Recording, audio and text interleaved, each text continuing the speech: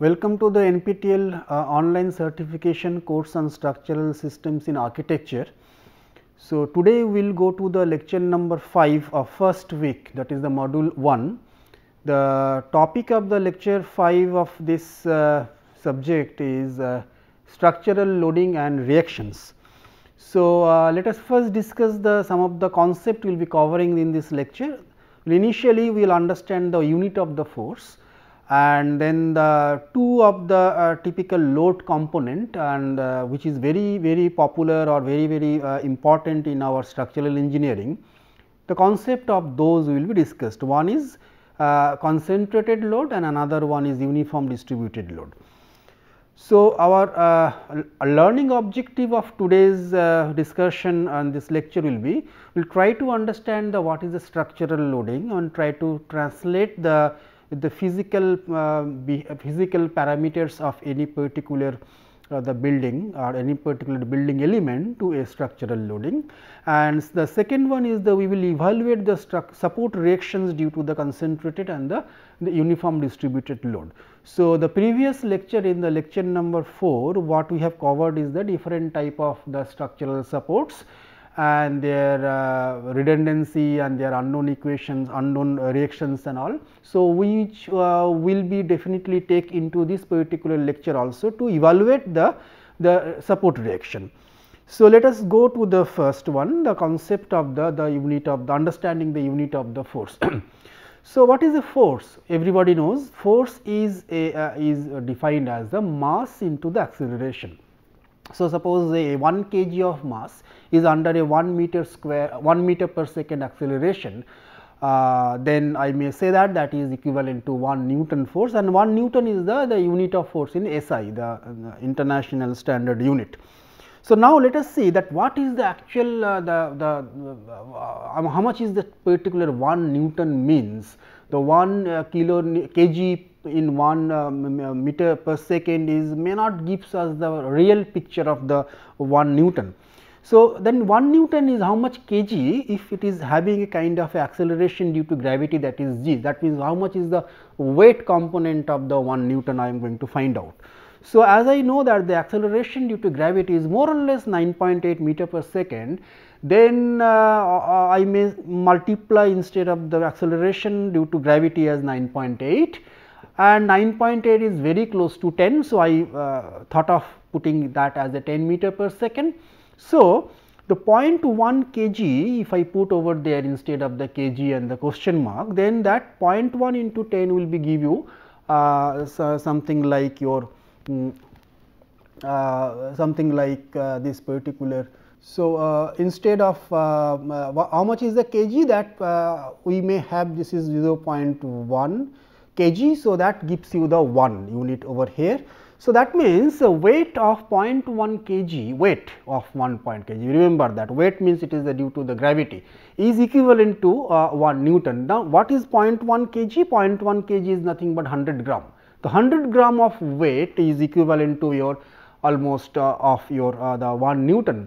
So, if you take a 100 milliliter of water, a Bisleri bottle of water 100 milliliter, which is a smaller version of the Bisleri.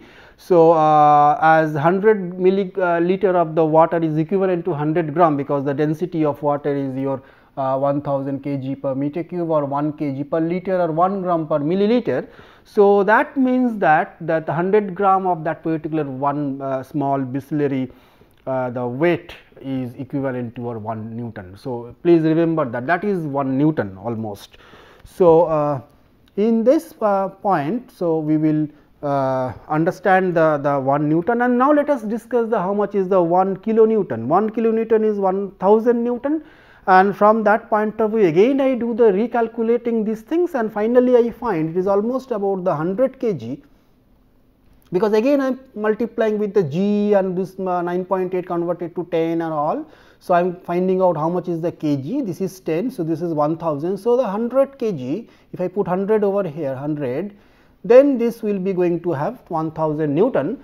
So, I may say that is weight of 100 kg, 100 kg is 1 kilonewton, because kilonewton is very much used in our structural engineering for converting to some kind of a load or so. So, 100 kg is how much?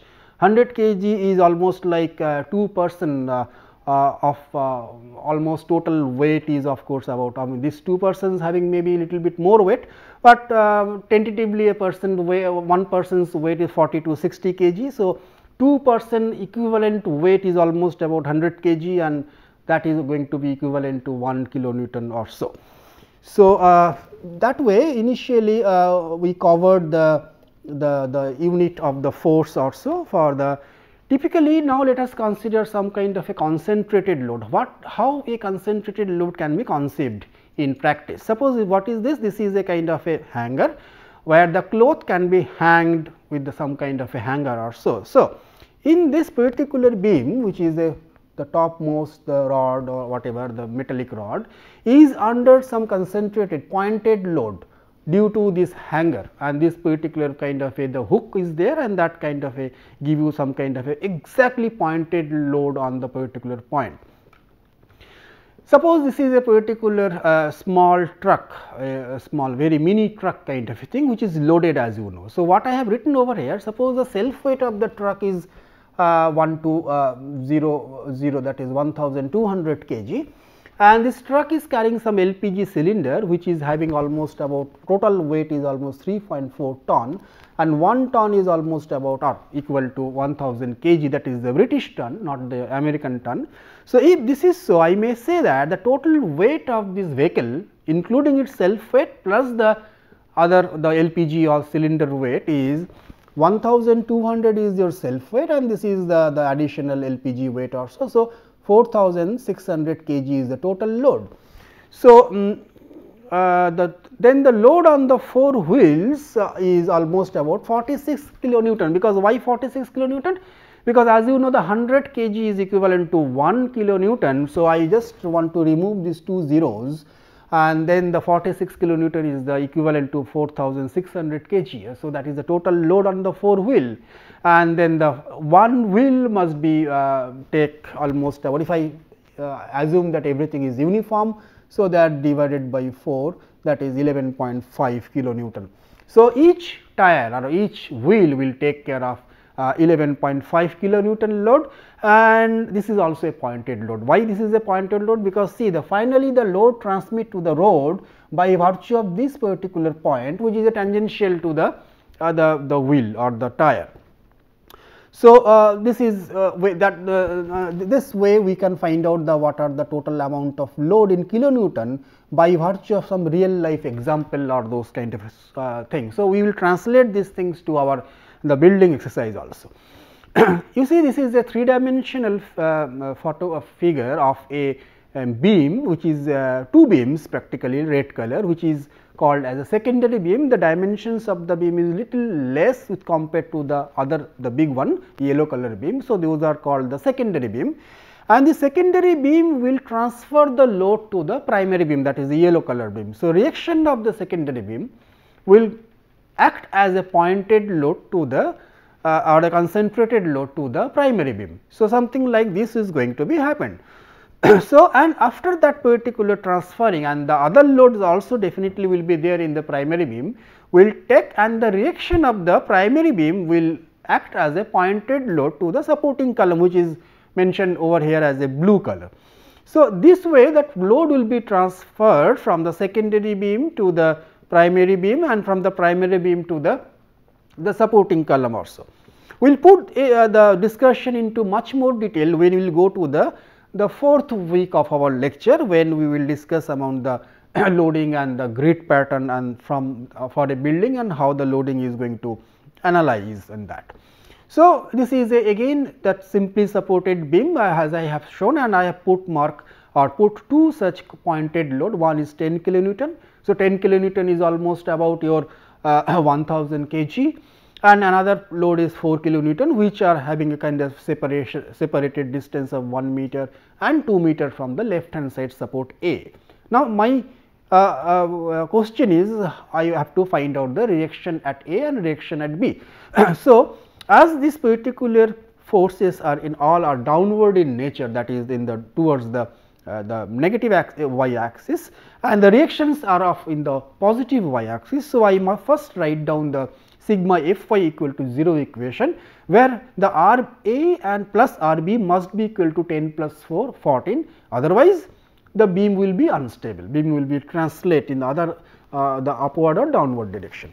Now, the second criteria is to find out the exact amount of the R B if I take the moment about R A and put it equal to 0, because as it is a hinge support, as you know this is a hinge support, and we have discussed in the fourth week lecture, for the fourth lecture in this particular week, that the hinge support cannot take any kind of moment. So, I will put this M A at A equal to 0, and that gives me, so M A equal to 0. So, this force R B is having a distance from A is 6 meter.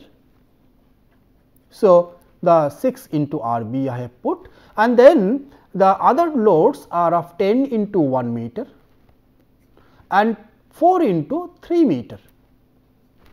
These two are added. I am sorry, this instead of this sign, this should be, these two should be added. If these two should be added, then the total moment one side is 6 into R B and another side is 10 into 12, sorry 10 plus 12, that is 22.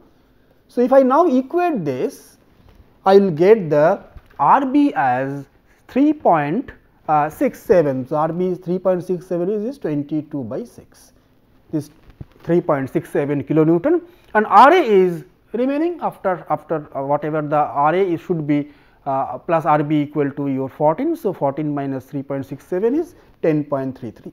So, I can find out the both the reactions because of, so there may be some other loads also, So, if I know the value, if I know the distances, I can again put this particular change this equation. So, 2 more load will increase this and those equation will going to change, and finally, we can have some different values of R A and R B. So, this is the way we can find out the, this is one of the example. Now, let us conceptualize the uniform distributed load. Uniform distributed load, before we conceptualize that one, let us have a brickwork, a brick wall, and let us imagine that this brick wall is having 4 meter of length and the thickness is 250 mm and height is 2 meter. So, this is your 4 meter, this is your 2 meter height and the thickness is your 0.25 meter or so, 250 mm. And as you know that if you put the density of the brick machinery as 900 kg per meter cube, I can easily find out the what is the total volume. First 4 into 2 into 0.25, that is 2 meter cube, and also the weight, because if I multiply the volume into density, this is the volume into density. So, I can find out the total weight, and this 3800 kg is the total weight of this particular the brick machinery. So, I can say that instead of 2 zeros, if I remove, then almost it is equivalent to 38 kilonewton is the total weight of the machinery. Similarly, I have computed for the RCC, same almost equal of kind of a RCC work, 3 meter length, 2 meter height and 150 mm thickness. So, the volume is 0.9 and the weight is 2250, because the density of RCC is 25,000 kg per meter cube. So, the force equivalent to that is almost about 22.5 kilonewton. So, like that we can actually going to convert, if I know the density of the material, dimension of the material, the total weight and that change to the total force. So, now here we have a kind of a RCC beam, and this RCC beam is supported in 2 columns which is in blue in color, and then this RCC beam cross sections is given as 300 mm by 500 mm, and this is having a span of 5 meters. So, let us see what happened is that, because now what I am going to do is that I want to find out the what is the uniform distributed load because of that beam is placing over there. So, what I will do, I will take 1 meter of the length, 1 meter, please remember this 1 meter of the length of the beam, and I will try to find out the volume and the weight. So, the force due to the RCC beam of 1 meter of the length is, the volume is 0.3, why 0.3, because 300 is the cross section, one dimension, into 0.5. Why 0.5? Because 500 mm is the another dimension of the cross section. So, those two gives me the area of the cross section, and 1, why 1? Because the length of these things is 1 meter. So, 0.3 into 0.5 into 1 gives me 0.15 meter cube is the total volume of the beam of 1 meter length, and this is uniform. This volume is uniform throughout the each 1 meter length of the running length of the beam. Now, I multiply that with 25. Why 25? The density of the RCC is 2500 kg per meter cube, which is equivalent to 25 kilonewton per meter cube. So, if I just multiply with 25, I can directly find the force in kilonewton. So, 0.15 into 25 is 3.75 kilonewton. So, that means this particular beam is having a load intensity 3.75 kilonewton per meter length. So, it has 5 meters, so I have to multiply 5 times whatever. So, per meter length it is 3.75. So, I can also write in this form that this is under a uniform distributed load. So, load are uniformly distributed from point A to point B over the span of 5 meter with a intensity of 3.75 kilonewton per meter. Now, from that point of view, how can I find out this R A and R B? So, I can say that instead of putting all over, I can imagine this particular beam is having no load, but a concentrated load of 18.75 kilonewton, which is acted at the middle. Why 18.75 suddenly? Because 18.75 comes from the total R A plus R. Total load of this particular thing is that this is 3.75 kilonewton per meter, and there is total length of is 5 meter or so. So, if I multiply 3.75 into 5, then this is in kilonewton per meter, and this is in meter. So, meter gets cancelled. So, finally, I will get 18.75 kilonewton as a the total load, and that is acting over here at a distance 2.5 meter from A. So, I may say that now sigma Fy equal to 0, then R A plus R B must be equal to 18.75 total load, and the M A is 0 because it is a hinge end. So, now the reaction this R B into 5 this way, it is moving like this, and it must be equal to the moment of this is 18.75 into 2.5. This 2.5 is nothing but the 5 by 2. This total length is 5 by 2, because if it is uniform distributed load, we can assume that this 18.75, which is total load, is acting at the center of gravity of the total loading, that is the center point of the total span. So, by virtue of this understanding, we can now find out the reaction R B at as 9.375 kilonewton, and R A is also 9.375 kilonewton if I go with that.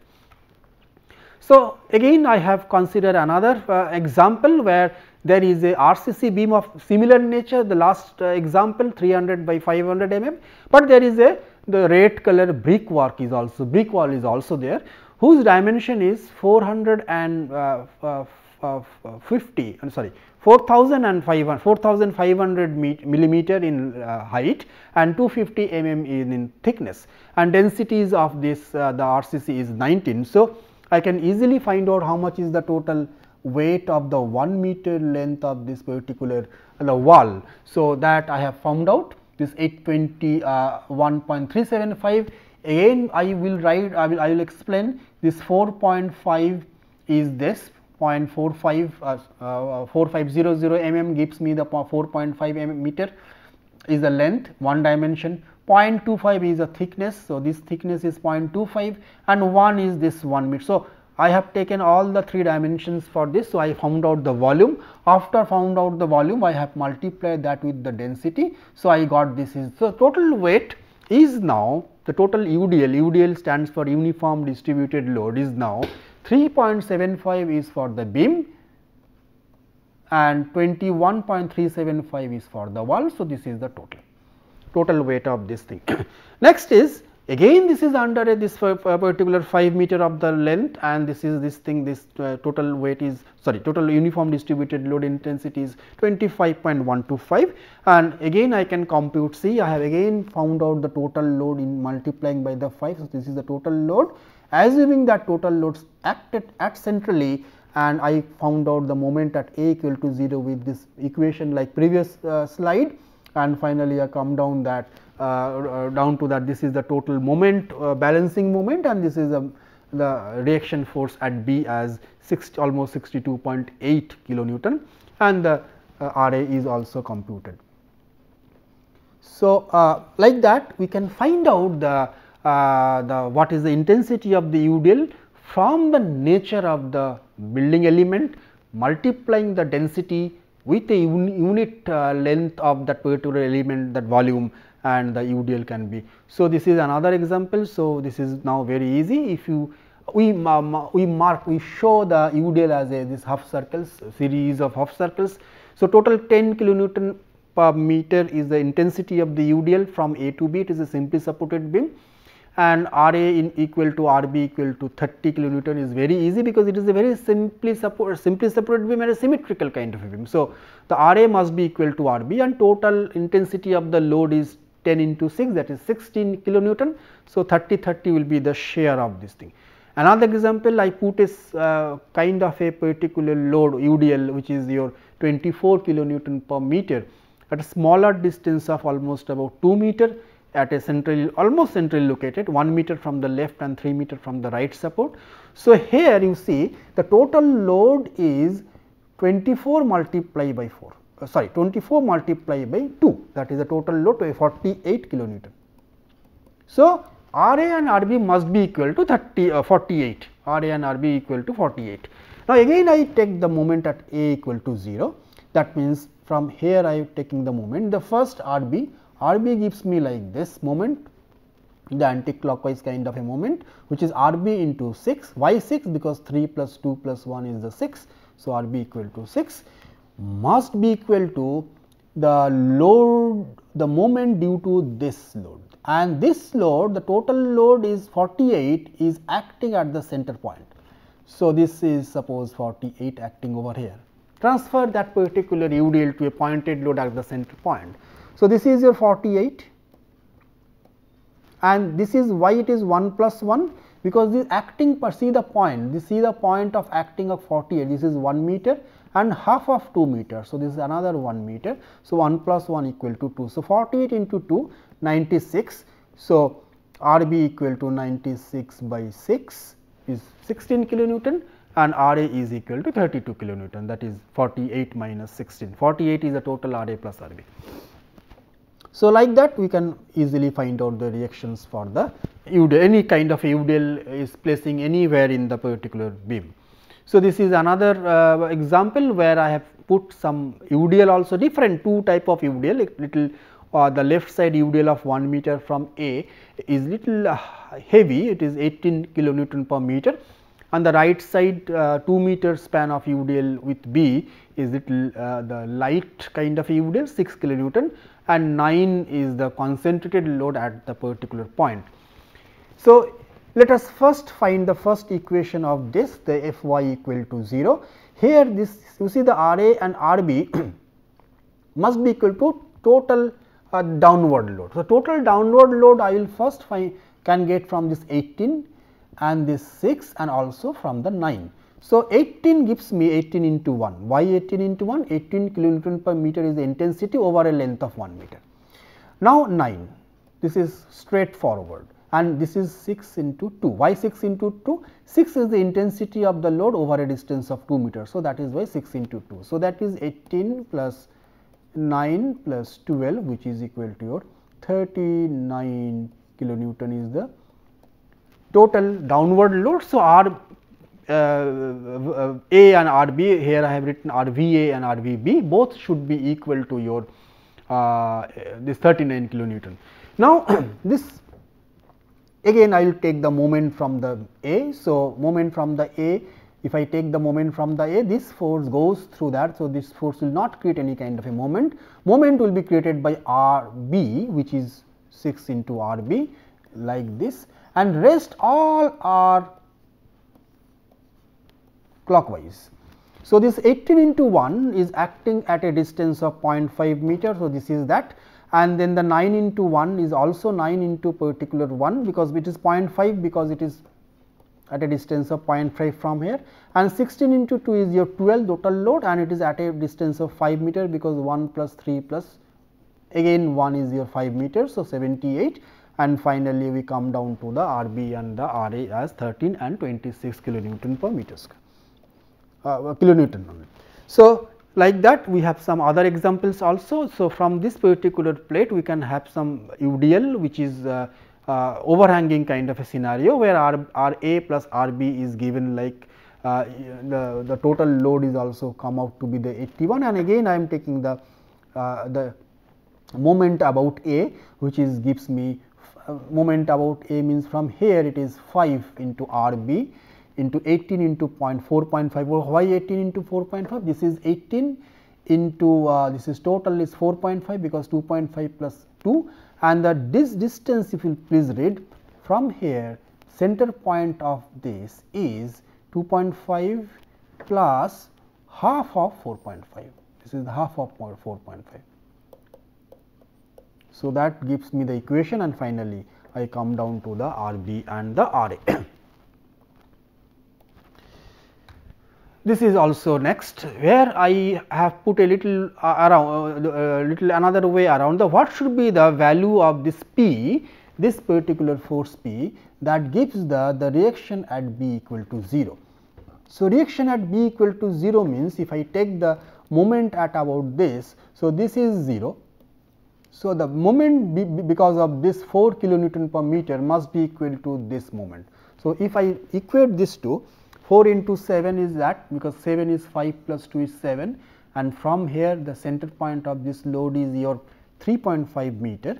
So, this is that must be equal to P into 2. So, I can find out that this RA in that case will be your 77 kilonewton, and the value of P is 49 kilonewton. So, like that we can do for the simply supported beams. Of course, the other beam was the cantilever beam, the overhanging beam. So, in the cantilever beam I have put some photograph, where you see this is the fixed end and this is the free end. So, the fixed end and the free end. So, this is suppose another cantilever beam. In the cantilever beam also there are some loading, we can see this is one of the loading pointed load, and this is the uniform distributed load, like that. So, those can be also taken in the cantilever beam also. So, something like that can be visualized as a cantilever beam, and there are some of the Astra Tower Hamburg. It was constructed in 1971, where there are the cantilever beams are going on. So, we can have those cantilever beam equations also, or we can find out the RA and RB. Here there is only one reactions RA. So, the sigma Fy equal to 0 gives me 20 into 5, because this 20 an entire 5 meter length is. So, this is the 100 is the reaction force, and the MA I can find out 20 into 5 into 0.5 into 5. Why 20 into 5? The loading is 20 into 5, and this is the distance at the center point, half of the 5 meter. So, that means the moment at A is your 250 Newton per meter, because as you know the cantilever beam there are two unknowns, one is the reaction at A and another one is the moment at A, or the fixed end. Similarly, I can find out for that also, it is also very simple. RA is just adding up the forces 12 plus 10 into 2, that is 32, and MA is similarly I can find out the 10 into 2 multiplied by this 2 into 1, because 2 plus half of the 2 is 1, and this 12 into 6 y 12, and this acting as a distance 6. So, it is 132 kilonewton per meter. So, I have taken the reference for this particular discussion on this particular two books. You can go through these two books, and also I have let me conclude the lecture today, as we have estimated the exact loading on the structural and the how it is essential for the structure. The type of structural loading also depend upon the material and the dimension density of the parameter, that also has been understood. The support reactions depends upon the type and the placement of the loading, that is also we understood from our lecture.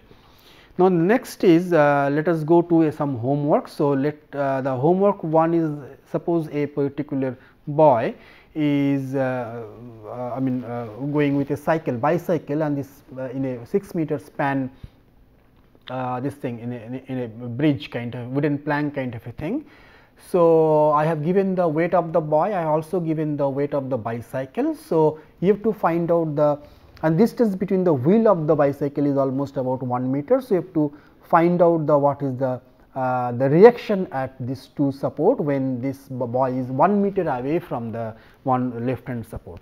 And also you plot a graph to show the changes of the left and right suppose reaction. Suppose boy is moving from the left support to the right support. So, how the changes of the reaction at A and reaction at B, reaction at A and B means A is here and the B is at the other end, how it is going to change, you have to plot it through a graph. I have another kind of a this thing. So, I have some typical profile, two profile of wall. So, there is a cut and this is a triangular kind of a wall, and the wall dimensions all are given, and the thickness of the wall is 250 and density of the wall material is 200 kg per meter cube. So, you have to finally find out the what are the reaction in A and what will be the reaction in B.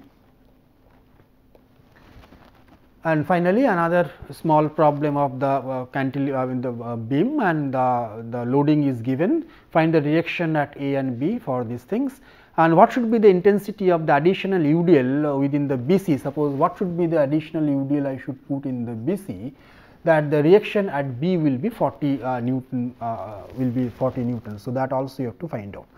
So, those three, I think that is the end of this lecture number 5. Actually, it is lecture number 5.